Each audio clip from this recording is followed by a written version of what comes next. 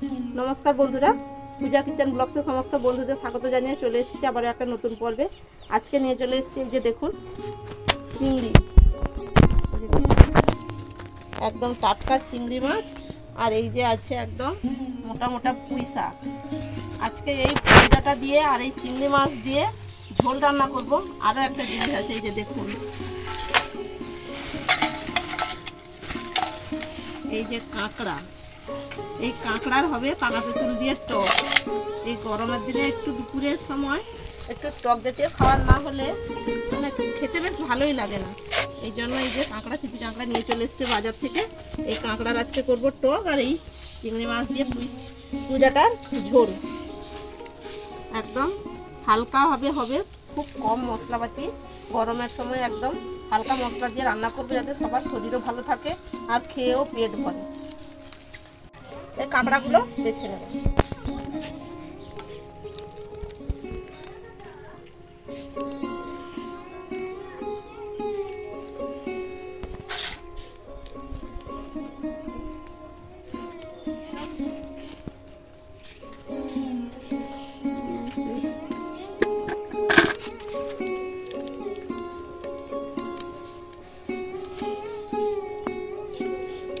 এই কাঁকড়াটা দেখ কত বড়, কত বড় কাঁকড়াটা দেখ।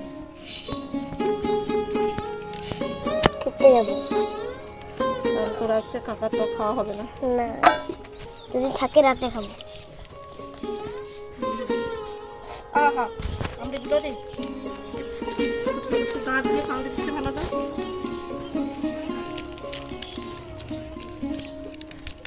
আজকেও ভীষণ রোদ হয়েছে।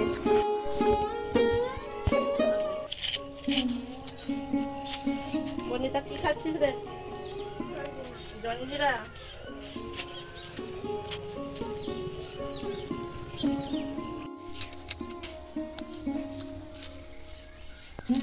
কাঁকড়া দেখতে কত, এই যে কোনটা এই কত বেরিয়ে গেল।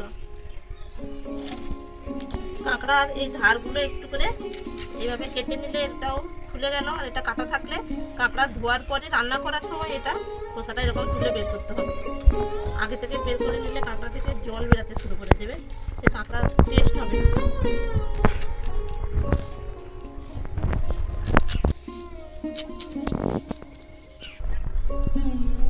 কাঁকড়া সব তো বানানো হয়ে গেল। আর চিংড়ি মাছগুলো দেখে নেব।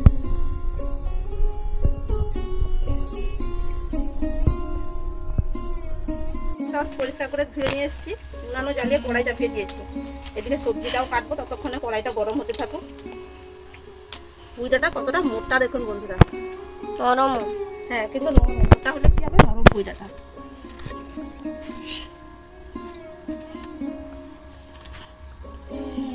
পুইডাটাগুলো মাঝখান দিয়ে একটু ফাঁক করে দিলাম, এতটা মোটা সেদ্ধ হবে ভালো।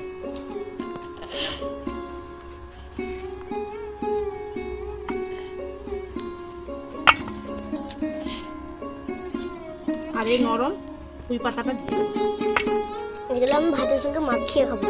তুই খেতে যাবি যে? হ্যাঁ, হাই আজকে বিয়ে বাড়ির নেমন্তন্ন আছে সমৃদ্ধ। আলুও দেখুন এইভাবে মোটা মোটা করে কাটলাম। কড়াইও গরম হয়ে গেছে, কড়াইতে তেল দিয়ে দেবো। আমি চিংড়ি মাছগুলো কড়াইতে দিয়ে দেবো। চিংড়ি মাছের মধ্যে আমি এখনো লবণ হলুদ কুচিয়ে দিইনি, পরিমাণ মতো লবণ আর দিয়ে দেবো হলুদ মরিচ।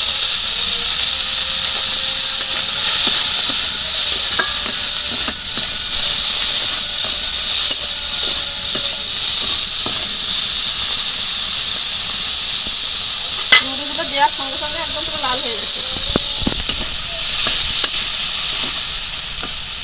চিংড়িগুলো খুব সুন্দর করে ভেজে নিয়েছি, এবার তুলে যাচ্ছে। তেল দিয়ে দেবো কড়াইতে। ফোড়নের জন্য দিয়ে দেবো 5 ফোড়ন, পেঁয়াজ কুচি,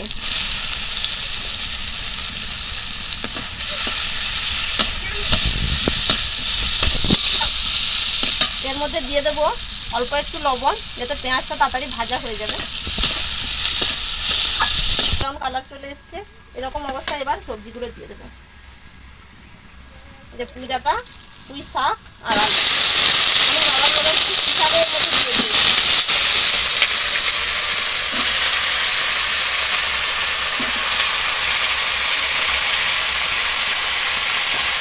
পরিমাণ মতো লবণ। এবার ঢাকা দিয়ে একটু সবজিগুলো ভাজবো, যাতে পুঁই ডাঁটা আলু খুব ভালো করে একটু সিদ্ধ হয়।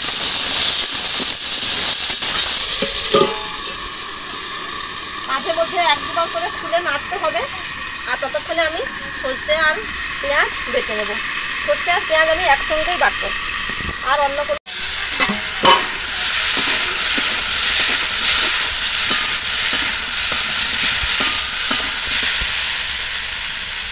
আলু কিন্তু অনেকটা সেদ্ধ হয়ে গেছে, এই যে কেটে যাচ্ছে। এবার এর মধ্যে আমি দিয়ে দেবো হলুদ গুঁড়ো। হলুদ গুঁড়ো দিয়ে আরও এক দুবার একটু ঢাকা দিয়ে দেবো। এখানে দেখুন বন্ধুরা, কাঁকড়া টক রান্না করার জন্য এই যে তেঁতুল নিয়ে এসেছি, এতে জল দিয়ে তেঁতুলটা ভিজিয়ে দেবো। তেঁতুলের গাছটা বের করতে ভালো হবে।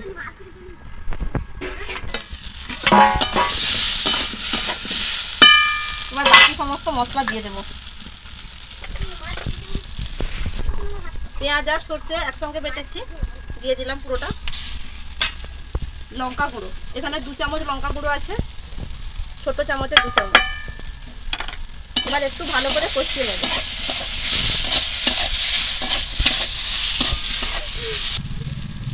অল্প একটু জল দেব।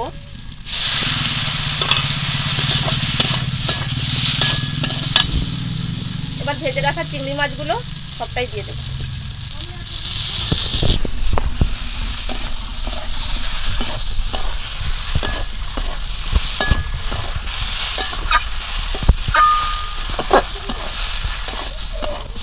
সবকিছু একদম ভালো করে কষানো হয়ে গেছে। এবার এর মধ্যে দিয়ে দেবো জল। ঝোলটা ফুটতে থাকুক, আমি এদিকে কাঁকড়াগুলো সব ছাড়িয়ে নেবো খোসাগুলো। এই যে ঘি ভর্তি একদম, দেখুন। এই খোলাগুলো রাখবো, ঘিটা বের করে নেবো লাস্টে।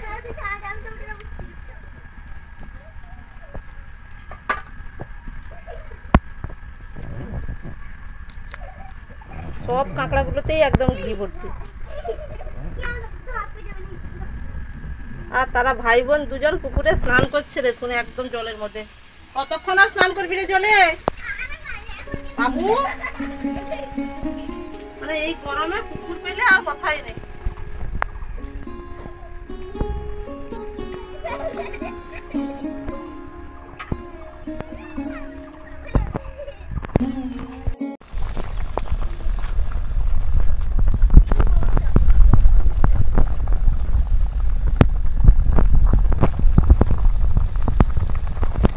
কাঁকড়াগুলো সব একদম ভালো করে খোসা থেকে ছাড়িয়ে নিয়েছি।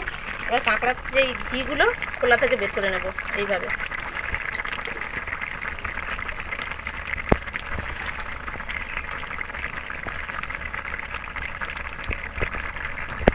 এই ঘিগুলো কিন্তু তরকারিতে খেতে টেস্টি লাগবে।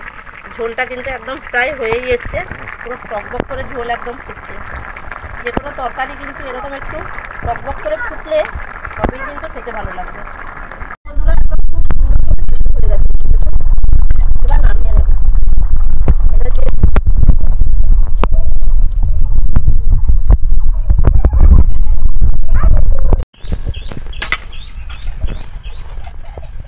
কড়াই গরম হয়ে গেছে, এবার দিয়ে দিলাম সরিষার তেল।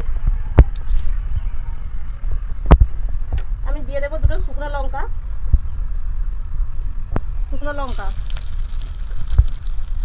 5 ফোড়ন। লঙ্কা আর ফোড়নটা একটু ভেজে নিচ্ছি। এবার দিয়ে দেবো কাঁকড়া।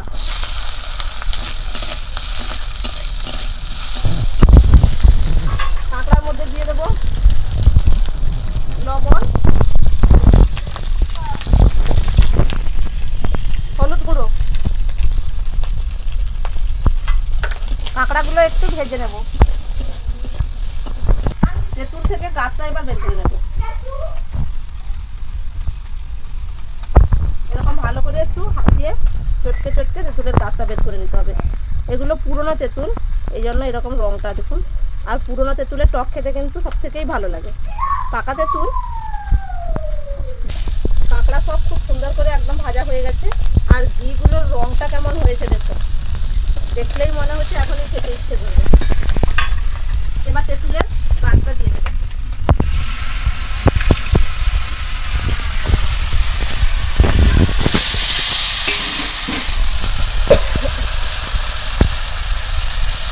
আরো জল দেবো।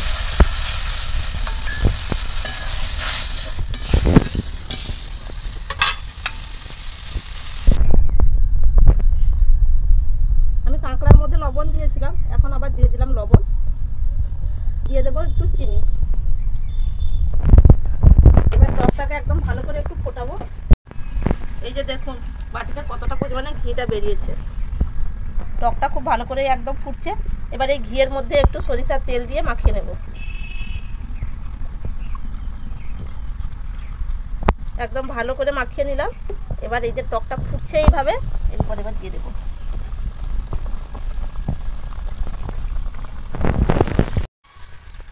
টক একদম পুরো রেডি। এবার ঢেলে নেব।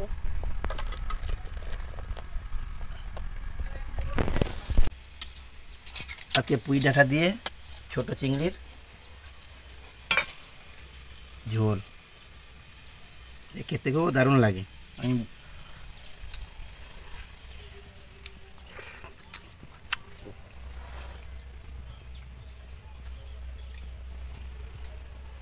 প্রচুর গরম।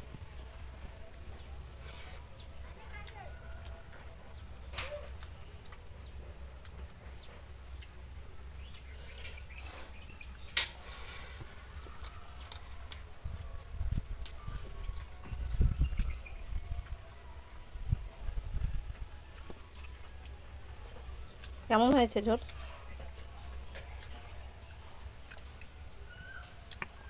পুঁই ডাঁটা চিংড়ি মাছের ঝোল যেরকম হওয়ার দরকার সেরকমই টেস্ট হয়েছে।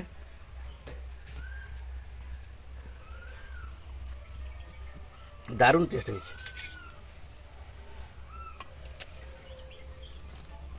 আলুটাও খুব সফট নরম হয়ে গেছে একেবারে।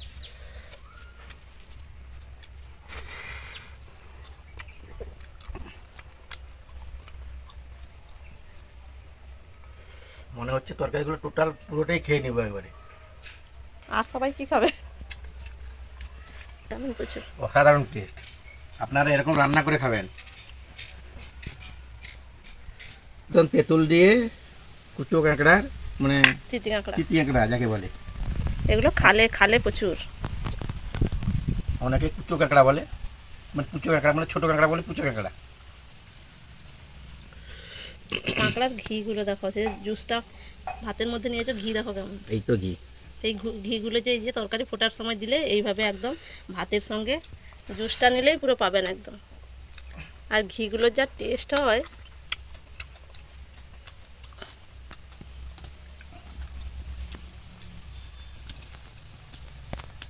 এক বছরেতে মনে হয় কালো হয়ে গেছে একবারে। 3-4 বছর বেশি হয়ে গেল। আর গুঁড়া দুধ তেঁতুল দিয়ে রানলেই এরকম একটা টেস্টি ভাব আসে। পাকা তেঁতুল এরকম 3-4 বছরের পুরনো পাকা তেঁতুল হলে কিন্তু ভালো হয়। আর তার টকটা একদম সম্পূর্ণ আলাদা টেস্ট।